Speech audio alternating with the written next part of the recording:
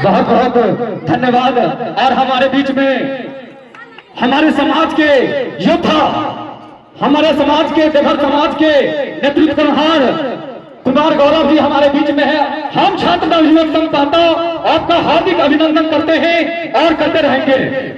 Sir देखिए, सबसे पहले तो छात्र नवयुवक संघ के सभी सदस्यों को, सभी साथियों को हम दिल से धन्यवाद देते हैं कि आप ग्रामीण क्षेत्र में इस तरह का आयोजन कर रहे हैं, जिससे ग्रामीण क्षेत्र के बच्चों का मनोबल बढ़ रहा है, उनका आत्मबल बढ़ रहा है। ये बहुत अच्छी बात है, हमें बहुत खुशी हुई। और मेरा घर भी यहाँ से 4-5 किलोमीटर मात्र दूर है। मोहम्मदपुर घोड़घट्टा मेरे गांव का नाम हुआ, बहादुरपुर ब्लॉक में पड़ता है।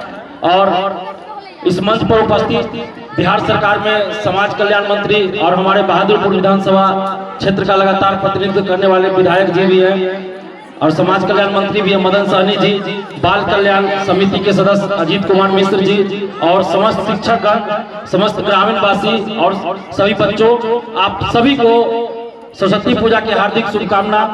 और हमें यहाँ बुलाने के लिए आप सबको धन्यवाद। आज के मौके पर बस इतना ही कहना चाहेंगे कि बहुत सारी बातें मंत्री जी ने कही आप लोगों के सामने नीतीश कुमार जी के बारे में, तो हम भी उनके बहुत सारी बातों का स्वागत करते हैं। और हम तो लगातार हम आंदोलन भी करते हैं सरकार के खिलाफ छात्र हित में, लेकिन जहां सरकार अच्छा काम करती है तो हम सरकार को सबसे पहले हम भी धन्यवाद देते हैं। जैसे डोमिसाइल के लिए पटना में लगातार हम आंदोलन किए, कई जिला में किए, कई बार पुलिस घसीट के ले गई। उसके बाद डोमिसाइल लागू हुआ 4 अगस्त को, तो सबसे पहले नीतीश कुमार जी को धन्यवाद देने वाला दिलीप कुमार था। उसके बाद कई नेताओं का हमारे पास फोन भी आता था कि आप ये क्या कर रहे हैं, धन्यवाद क्यों दे रहे हैं। हमने सीधा कहा कि हमारी लड़ाई सिस्टम से है, हमारी लड़ाई छात्र हित में है, जनहित में है। जो अच्छा काम करेंगे हम उनको धन्यवाद देंगे। और लोकतंत्र में तो ये होता ही है, आप जिसको चुन के भेजते हैं, अगर वो आपके लिए अच्छा काम करे तो तारीफ कीजिए, अगर आपके हित में काम नहीं करे तो आप उन्हीं के खिलाफ आंदोलन भी कीजिए, हमारा अधिकार है। तो हम वही काम कर रहे हैं। और अभी जो मंत्री महोदय जी ने उदाहरण दिया महिला सिपाहियों का, तो एक चीज हम बताना चाहेंगे कि 35% महिला आरक्षण मिलता है बिहार के सरकारी नौकरियों में। 2016 से नीतीश कुमार जी ने लागू किया महिला सशक्तिकरण की दिशा में। यह समझिए तो बहुत बड़ा कदम रहा है नीतीश कुमार जी का। लेकिन इसका एक दुरुपयोग क्या हो रहा था कि बाहर की महिलाओं को भी आरक्षण का लाभ मिल रहा था। ये कुछ अधिकारी बिहार के थे, मतलब बाहर के थे लेकिन बिहार में वो जॉब कर रहे थे। ये उनकी चालाकी थी कि बाहर की महिला, खास के आप समझ गए होंगे जो पढ़े लिखे कि हम क्या करना चाहते हैं, उन लोगों को फायदा पहुंचाने के लिए। और अधिकतर सिपाही बहाली और दरोगा बहाली में उन लोगों को फायदा देकर यहाँ सिपाही दरोगा बनाया गया। जब हम लोग को ये चीज पता चला, बीपीएससी से डाटा हमने मंगाया कि बिहार से बाहर की महिला को आरक्षण मिल रहा है कि नहीं, तो बीपीएससी ने कहा कि हम मिल रहा है। इसके बाद हमने इस मुद्दे को मीडिया में उठाया, आंदोलन भी किया। तो हमें वो दिन याद है जब बिहार की बेटियों के लिए लड़ते लड़ते हमें अरेस्ट किया गया, जेल भेजा गया।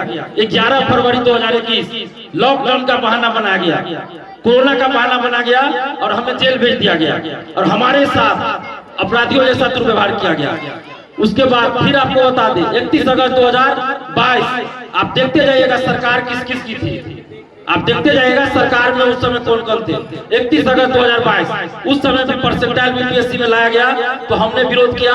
हमारे साथ अपराधियों जैसा सुलूक किया गया, थाना में बंद करके रखा गया। लेकिन दिल्ली में आंदोलन शुरू हो गया, तब जाके नीतीश कुमार जी के हस्तक्षेप के बाद हमें छोड़ा गया।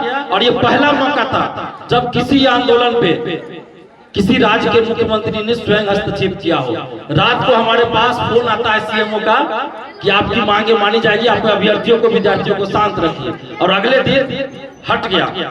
लेकिन दुख तब होता है जब विपक्ष में रहने वाले लोग उस समय कहते हैं कि आप ये कीजिए वो कीजिए, हम आपका समर्थन करेंगे।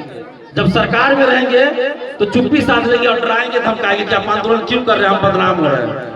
तो हमने हमेशा कहा है कि नीतीश कुमार जी युवाओं की सुनते हैं, लेकिन कुछ अधिकारी, कुछ लोग हैं जो उनको घेरे रहते हैं और उन तक बात सही से नहीं पहुंचने देते हैं। तो महिला आरक्षण अब हम लोगों ने पिछले साल सर आंदोलन किया था, उसमें भी हमारे साथ आप देखिएगा अभी भी शर्ट फटा हुआ किस तरह घसीट के ले जाया गया, और वही सिपाही, वही दरोगा हमें घसीट कर ले गए जिनके लिए हम लड़े थे, जिनको हमने नौकरी दिलवाई और उनके लिए हम जेल भी गए। तो ये चलता है सिस्टम में, खैर कोई बात नहीं, लेकिन नीतीश कुमार जी ने उस पर फैसला लिया और अब बिहार की महिलाओं को ही महिला आरक्षण का लाभ मिल रहा है। और जो पिछली, आप लोग को याद होगा, जो दरोगा बहाली और सिपाही बहाली जो पहले से चली आ रही थी, जो फाइनल अभी नहीं हुआ, उसमें भी इस चीज को मुख्यमंत्री जी ने लागू किया। तो एक अच्छी बात है, TRE 4 में आपको डोमिसाइल लागू हुआ है। लेकिन मंत्री जी यहाँ बैठे हुए हैं और नीतीश जी के बहुत करीबी हैं, हमारे विधानसभा के भी प्रतिनिधित्व करते हैं, तो हम इनसे हाथ जोड़कर सर आपसे विनती करेंगे कि यह डिमांड बिहार के लाखों अभ्यर्थियों का कि TRE 4 का विज्ञापन जल्द आए और 1,20,000 सीटों पे आए। ये दिलीप कुमार का डिमांड नहीं है, ये बिहार के लाखों अभ्यर्थियों का है, इसलिए दिलीप कुमार का डिमांड है। और चुनाव से पहले कई बार हम लोग आंदोलन इसके लिए कर चुके हैं और अभ्यर्थियों ने, बिहार की जनता ने नीतीश कुमार जी को प्रचंड बहुमत दिया है, तो उनका दायित्व भी बढ़ जाता है।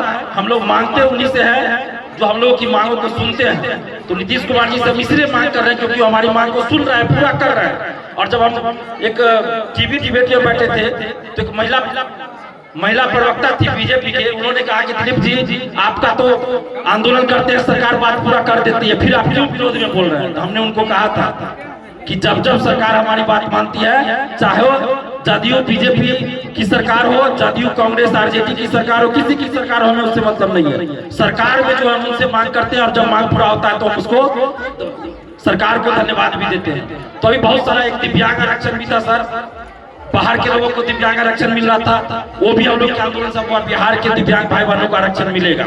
लेकिन आज एक चीज मैं जो भी बोलता हूँ सार्वजनिक रूप से बोलता हूँ, हमें आश्वासन एक और चीज दिया गया था शिक्षा विभाग के सचिव महोदय के द्वारा आंदोलन के दरमियान कि चुनाव तक आप शांत रहिए, चुनाव के बाद आपका जो एक और डिमांड है उसको पूरा किया जाएगा। हालांकि नोटिस जारी हुआ है, लेकिन मुझे लगता है कि वो सही से काम नहीं हो रहा है। BPSC TRE 1, 2, 3 से बहुत सारे लोग फर्जी डॉक्यूमेंट्स पे बहाल हो गए, तो इसकी जांच अच्छे से होनी चाहिए। फर्जी दिव्यांगता सर्टिफिकेट लगाकर, मैं उदाहरण भी बता दे रहा हूँ, हो सकता है यहाँ पे उस क्षेत्र के लोगों को बुरा लगेगा, लेकिन पैसा पे कोई नौकरी में जा रहा है और कोई शरीर से स्वस्थ है और दिव्यांग सर्टिफिकेट फर्जी बनाकर नौकरी में जा रहा है, किसी का एक पैर कटा हुआ है उसको नौकरी नहीं लेने दे रहा और स्वस्थ है वो नौकरी ले रहा है, तो इससे बड़ा अमानवीय कुछ नहीं हो सकता।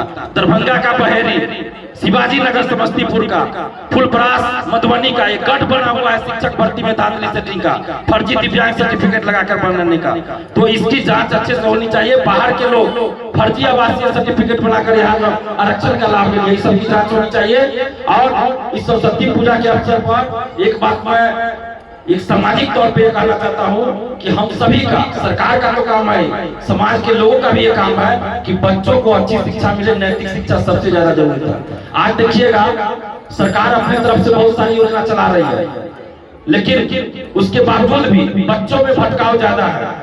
ये चीज आप लोग भी गौर कर रही होगा, गाँव गाँव सूखे नशा का जो है प्रचलन हो गया, यह है कि नहीं? सच्चाई बताइए आप लोग, ये है कि नहीं है? तो ये चीज हम लोगों को करना पड़ेगा कि बच्चों को कैसे सही शिक्षा मिले, शिक्षा के साथ साथ कैसे व्यवहार संस्कार सही मिले। तो इसके लिए समाज को, सरकार के साथ साथ समाज को भी अपने दायित्व को समझना पड़ेगा। 2 मिनट में आप लूंगा और हम माननीय मंत्री महोदय से भी ये आग्रह करते हैं कि कम से कम आप लोग सरकार तक ये बात पहुंचाइए कि सरकारी स्कूल हो या प्राइवेट स्कूल हो, प्रतियोगी परीक्षा हो या कोई भी परीक्षा हो, हर जगह एक अनिवार्य रूप से सिलेबस शामिल किया जाए सर नैतिक शिक्षा का, क्योंकि आज सबसे ज्यादा जरूरत समाज में नैतिक शिक्षा का है। हम दिल्ली यूनिवर्सिटी पढ़ ले, जेल यूनिवर्सिटी पढ़ ले, पटना यूनिवर्सिटी पढ़ ले, लेकिन अगर हमारी नैतिकता नहीं है तो शिक्षा का मुझे नहीं लगता है कि कोई काम है। तो इसलिए नैतिक शिक्षा अनिवार्य रूप से सभी सिलेबस में शामिल करना चाहिए सरकार को। इसके लिए हम आपसे आग्रह करते हैं कि सरकार तक इस मांग को पहुंचाया जाए, ये बहुत जरूरी है और समाज के लोगों को भी ये चीज करना पड़ेगा। और अंत में यही कहेंगे कि आप लोग भी जागरूक होइए और बच्चों को जागरूक कीजिए। आज सूखा नशा सोल्यूशन क्या क्या वाइटनर ये सब गांव गांव चल रहा है, ये आगे आने वाली पीढ़ी के लिए सही संकेत नहीं है। सरकार या पुलिस आपके घर घर में बच्चों के पास नहीं जा सकती है, तो समाज को भी उत्तरदायित्व निभाना पड़ेगा।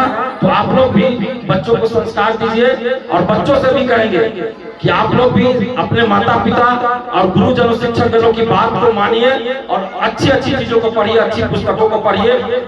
इसके साथ मैं विराम दूंगा और सरस्वती पूजा की आप सभी को हार्दिक शुभकामनाएं। मेरी बात से अगर किसी को ठेस लगी हो तो माफी चाहेंगे, लेकिन हमारी आदत है कि हम जो बोलते हैं मुंह पे बोलते हैं, हमारे दिल में कोई छल कपट नहीं रहता और सही बोलते हैं। ठीक है, बहुत बहुत धन्यवाद।